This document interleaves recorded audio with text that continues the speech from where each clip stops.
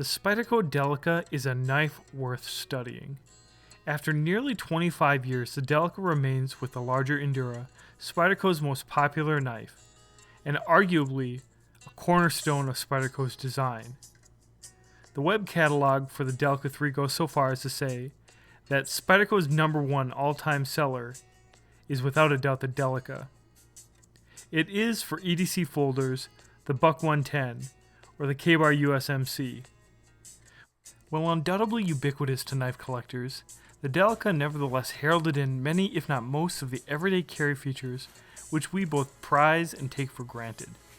So, to fully appreciate the Delica, we need to take a look back at the design evolution, the CQI of the Delica.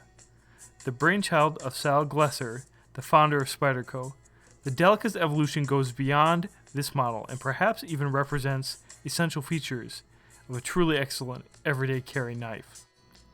No doubt this video, as well as many other videos on YouTube, present ample evidence that the Delica, even in its most basic configuration, is a true benchmark.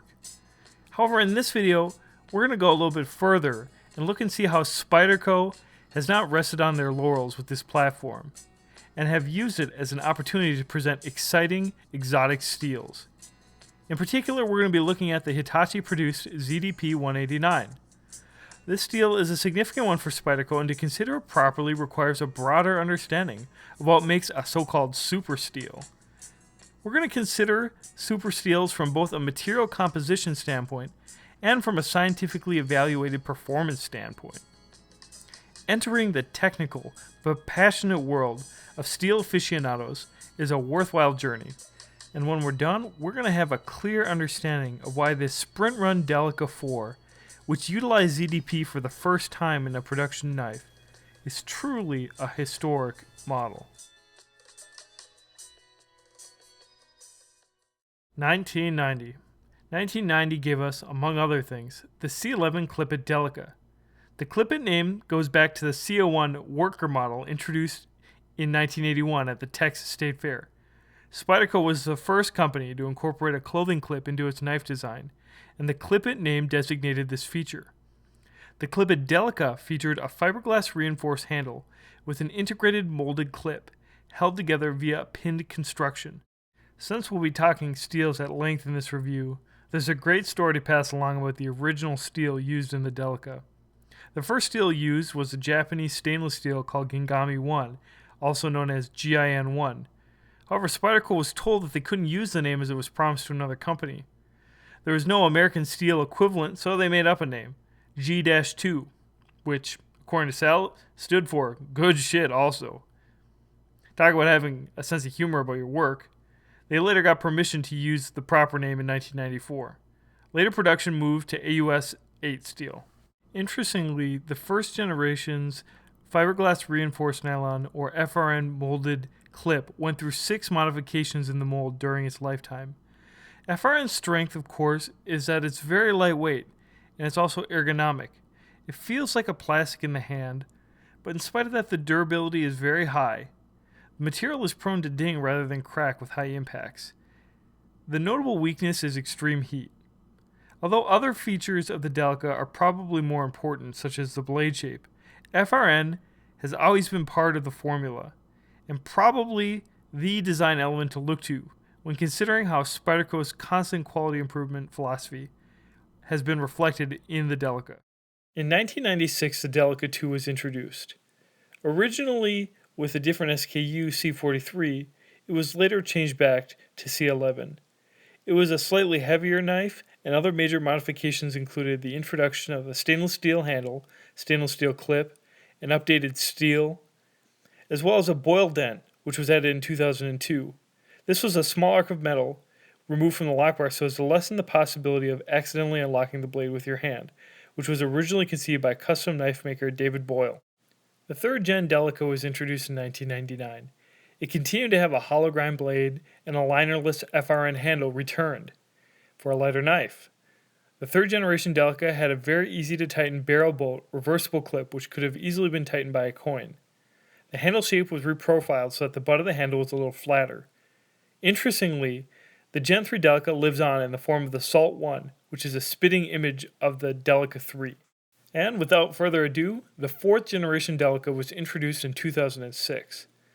This was offered in both an FRN and a stainless handle. There were a number of major modifications to the handle from the previous generations. It had a screwed together construction with bidirectionally textured scales, which emanated from the center of the handle in both directions. The bidirectional scales illustrated the versatility of fiberglass reinforced nylon, and also point to a theme that I'm going to be returning to, the centrality of ergonomics in the Delica's design. Through the use of a newly introduced skeletonized steel liner, a balanced design objective was achieved to increase the strength of the Delica. I think that this is a nice way of showing that the Delica was designed to punch above their weight in toughness. From the Delica 3 to the Delica 4, we saw a weight increase of 0.6 ounces thanks to this. That's about the weight difference of 3/4, which is noticeable, but again I think the question is, does it really negatively impact ergonomics? That is to say, is it uncomfortable in the pocket or in the hand as a result of the difference? To me the answer is no. Considering that the knife is significantly more rigid as a result, and so I think the liner was a step in the right direction. Lightness is one of the qualities that is enduring in the Delica, but it's not its reason for being. The 4th generation Delica was introduced with the saber ground blade, and the opening hole was enlarged to 13 millimeters. VG10 became the standard blade metal, which I've personally found easy to sharpen, rust resistant, and a good value, but many collectors consider it fairly plebeian. Later, of course, a full flat ground version of the blade was introduced, which reflects a shift from being a fairly overbuilt style of blade to a more refined slicing blade. Saber versus full flat ground has been discussed extensively, so I'll leave it to other videos. Personally, I see respective strengths in both profiles, and in the knife I'm discussing in particular, I think the saber grind works well with the metal that's being used, and I'll explain why later on in this video when I'm getting into ZDP. A few other changes that came along in terms of jimping, which was added with great celebration by the knife community. There was also phosphor bronze washers, which smoothed the opening and close action. And lastly, the clip was upgraded to a 4-way spoon clip. Overall, I think the secure clip shape was a solid improvement, but as of 2014, I think we're seeing certain improvements coming out in the form of aftermarket titanium deep seating clips. To indulge a little bit, in addition to a better clip, I also think there could be some sort of innovation to the lockback design, which, as you've seen in previous videos, has limitations. Yeah. Notably, the remarkable leaf blade shape has almost been entirely unchanged for the entire run of the Delica. There has been a slight change in the tip shape thanks to the different grinds. There's less of a needle point in the 4th generation Delica. But the belly of the knife is very well executed as a slicing blade. It's rounded but not exaggerated. It's essentially an asymmetrical spear point blade with the symmetry adjusted for effective slicing. Of course, another reason for the breadth of the blade is to accommodate the Spidey hole. In short, the blade shape isn't described in simple terms because a number of design features have been effectively integrated. One controversy about the Delica may be worth addressing is the blade-to-handle ratio. The blade only has about 70% of the length of the handle, which is generally considered pretty clumsy in a folding knife. However, for me, it isn't as big of a deal if you keep in mind the late Boy Scouts distinction that he made in his video reviewing the Delica. That is, that the Delica has a grip shape that's been made proportional for the size of the handle and the size of the blade that it is. When you compare it to the Endura, the handle feels really comfortable in the hand, and is not just as simple proportions, but is made to enable the knife to fit naturally in the hand.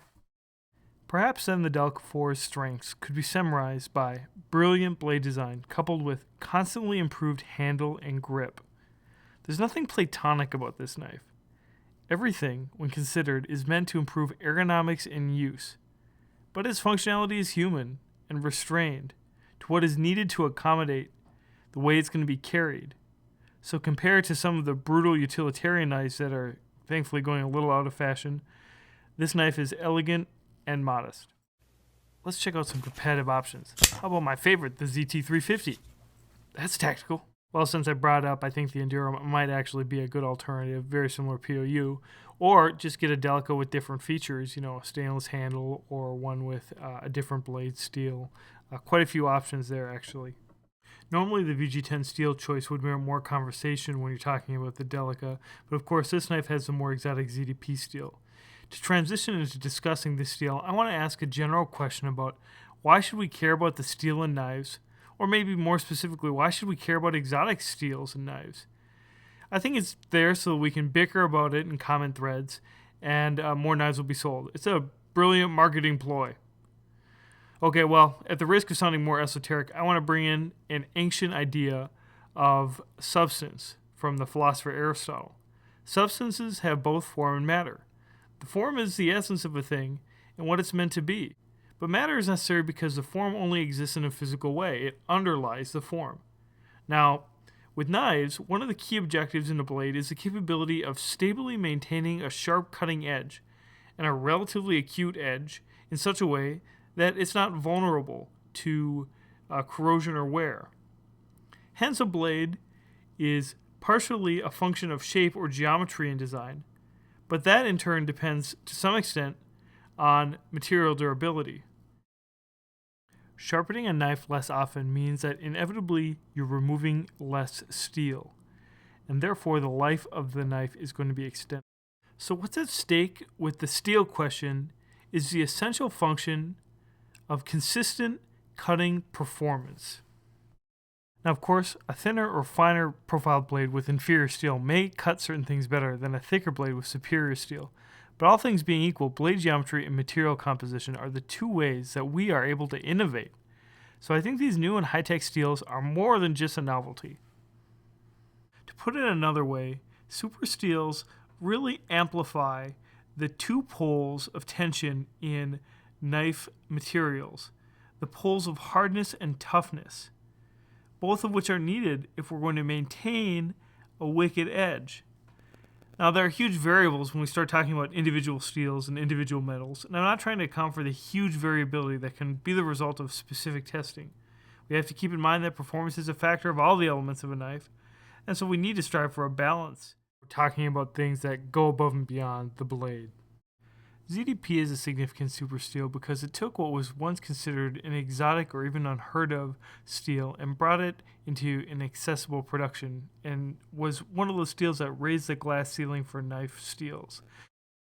But now it's my understanding that ZDP is manufactured by two companies. Hitachi is able to make the full ZDP blade, which is found on this Delica4, and Sanmai uses a laminated ZDP process which utilizes 420C for the outer wrap on other Spyderco knives such as the Cali Jr. Now, ZDP is a powdered steel which designates a manufacturing process that is just directly blended, shaped, compressed, and bonded. The actual composition of the steel is not publicly known as Hitachi has retained that information, but ZDP has a very high amount of carbon and chromium, which I guess is expensive to manufacture and as far as knife collectors are concerned, is very hard. How hard? Well, let me explain. The Rockwell Scale is a widely used and venerable circa 1914 scale of hardness measurement which ascertains hardness by measuring the depth of penetration of an indenter. Indentation hardness arguably correlates with tensile strength. The scale is logarithmic, much like the decibel for sound. Now, there are various scales of measurement on the Rockwell Scale, and in the C scale, the upper measurement is 69. ZDP has a rating of somewhere between 64 and 68 HRC, that is hardness on the Rockwell Scale C. Comparing that to a common and cheap steel such as ACR 13 MOV, which has an HRC of 58 or 59, we can see that ZDP is exceptionally hard, even if it's just at 64 HRC. Now that we've covered the hardness of ZDP, how is its toughness? Well, metal hardness is commonly ascertained through impact testing, and the Sharpie test is one which is often utilized with regard to cutlery. In this test, the energy required to fracture a notch piece in a laboratory condition is measured in foot-pounds or an equivalent measurement. We're talking about impact resistance, not bending fracture strength. The test takes a big hammer and smashes the steel to see how much energy it takes to crack the steel in half. As you can see in the graph, ZDP doesn't fare as well as 440C. So theoretically, ZDP is more brittle and also more difficult to sharpen. This, of course, is a highly controverted question and really something for the steel junkies to argue out. In fact, Sal admitted on one forum that ZDP came to be thanks to the steel junkies, so thanks to them. Well, if you're still with me at this point, we might as well talk about one more scientific method that's used to ascertain a knife blade's quality. This is the Catra's TCC test. This is a sharpness testing device which performs precision cuts in a controlled environment. So a knife blade is drawn up against a cutting card medium 60 times, and when this is complete, the machine measures out the number of pieces of the cards that were cut. So a high total card count, or total card count TCC, correlates with good edge retention and high sharpness. The ratio of the Rockwell hardness and the TCC can be ascertained to create a scale of Catra results. There's a lot of data here because it tests specific steels used by specific manufacturers. But there are steel aficionados, such as Cliff Stamp, who have put together a lot of information about this. And interestingly, he thinks highly of ZDP, although it doesn't compare as highly to other popular super steels, as you can see. The intriguing thing about this is that Spyderco used to release this information, and they no longer do, and many other knife manufacturers don't release these numbers, but they do release other numbers such as the Rockwell hardness count. Practically speaking, this might mean that ZDP isn't going to be as good for impact chopping. It's going to be more of a cutting knife. That said, there are very few examples of ZDP actually chipping in a knife, as far as I know online. Well, the upshot of all of this is that I think that the saber grind on this Sprint Run Delica is a fitting profile given the steel choice of this knife. The thicker spine lends to more strength for chopping, if you were to ever do that. And the metal choice eases the maintenance of a wicked edge if you maintain it. Perhaps ZDP in the future will no longer be as impressive as I think it still is often considered. Maybe the way we feel about 154 now, even though there are some good variations of that. But in its own right, I think the edge holding on ZDP right out of the box is something really to appreciate in its own right. Think I'm getting a little close here? Well, you'd be damn right. I should be more careful next time. It's a little bit of collateral damage for praising the sharpness of ZDP. Don't try this at home, kids. This, my friends, is the agony and ecstasy of knife collecting. The model C11PELE was the Sprint Run Delica, introduced in 2006, and was limited to 2 600 run batches. The first use of ZDP-189 was presented in an affordable and widely appreciated platform. The shade of blue in the Efron handle, which was only shared with the similar limited edition stretch, was described as midnight blue. ZDP Delicas are now available on a full flat grind. And so you'll find something to slice, no doubt. But if you really want to get the Delica that harkens to its earlier ancestors and yet has the cutting edge exotic steel, this limited edition Sprint Run is the one to find if you can. Thank you very much for watching, and please consider subscribing if you'd like more in-depth knife reviews. For those who participated in the giveaway, thank you very much, especially to those who did a VR. And please stay tuned for future knife giveaways.